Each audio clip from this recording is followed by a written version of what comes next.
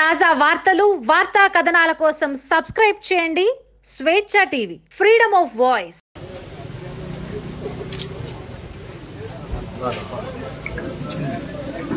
చూడు కింద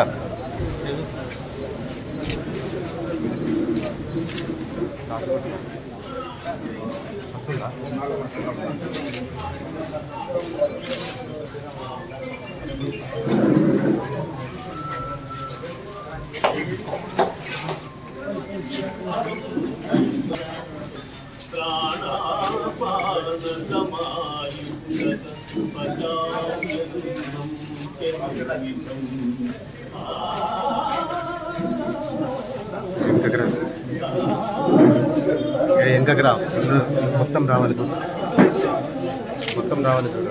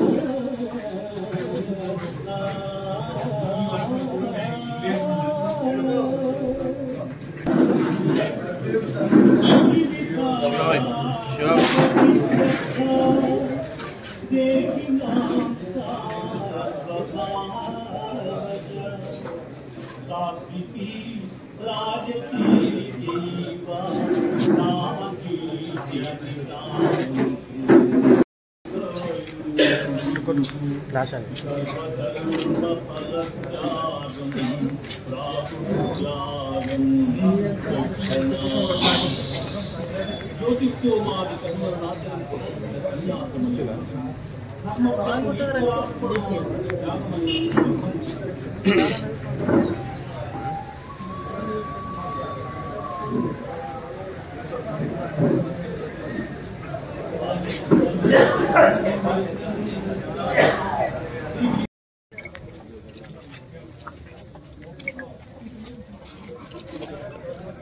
మాందాడి సత్యనారాయణ గారు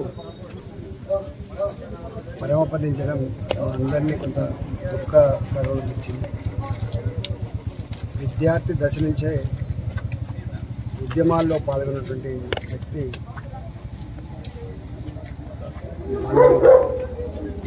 మూడు తరాల తెలంగాణ ఉద్యమానికి నిన్నటి వరకు సజీవ సాక్షి కూడా మాందాడి సత్యనారాయణ గారు.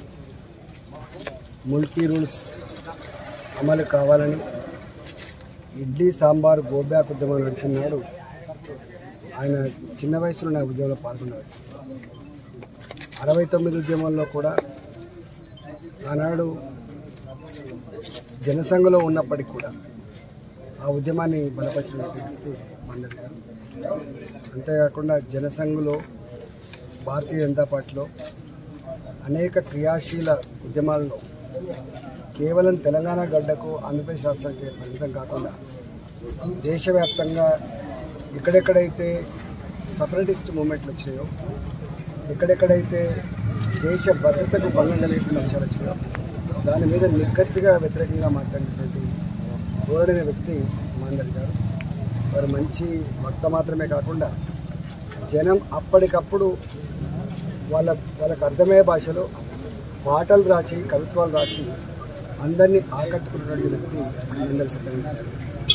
వారు అంత జనసంఘ్ అనుబంధాన్ని, భారతీయ జనతా పార్టీ అనుబంధాన్ని, తెలంగాణ రాష్ట్ర ఏర్పాటు ఉద్యమం మొదలైనాడు 2001లో తెలంగాణ ఉద్యమం మొదలైనాడు. కేసీఆర్ గారి అడుగులో అడుగు వేసినట్టు ఆ వయసులో కూడా యువకుల్లాగా ఉద్యమానికి, స్ఫూర్తికి, కమిట్మెంట్కి, త్యాగానికి వయసుతో సంబంధం లేదని ఇవాళ ఆ వయసులో కూడా కేసీఆర్ గారితో నేను ఉన్నానని చెప్పి మమ్మల్ని అందరినీ వెన్నుతట్టి నడిపినటువంటి వ్యక్తి మందలి సత్యనారాయణ గారు.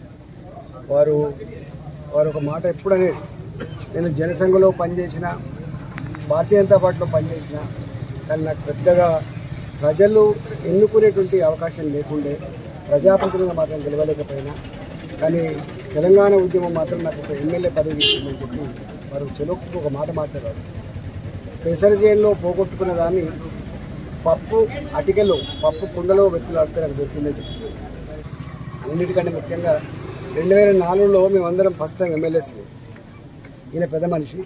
నాకు తెలిసి అసెంబ్లీ చరిత్రలో మొట్టమొదటిసారిగా తన భావాన్ని పాట రూపంలో వ్యక్తీకరించి అందరూ వారిస్తున్నప్పటికి కూడా, సభా సాంప్రదాయాలు అలవు చేయకపోయినప్పటికి కూడా నేను నా సహజ ధర్మాన్ని కోల్పోనని చెప్పి నిక్కచ్చిగా మాట్లాడినటువంటి పాట పాడినటువంటి వ్యక్తి. ఆ పాట ఇప్పటికీ ఆ రికార్డులలో ఉంది. ఇలా అట్లా అంచెలంచెలుగా తన మొత్తం జీవితం అంతా కూడా ఒక ఆరాటం, ఒక పోరాటం, ఒక తపనతో కలిసిన బిడ్డ. ఆయన 87 సంవత్సరాలు వయసులో వారు పరమపదించడం అనేది మాలాంటి వాళ్ళకి, ఇలా ఎథిక్స్ అండ్ పద్ధతికి మాలాంటి వాళ్ళకి ఒక స్ఫూర్తిదాయకంగా ఉండే. వారు లేని లోటు తీర్చలేంది. వారి కుటుంబానికి ప్రగాఢ సానుభూతిని వ్యక్తం చేస్తూ వారి ఆత్మకు శాంతి కలగాలని చెప్పి ప్రార్థిస్తాను.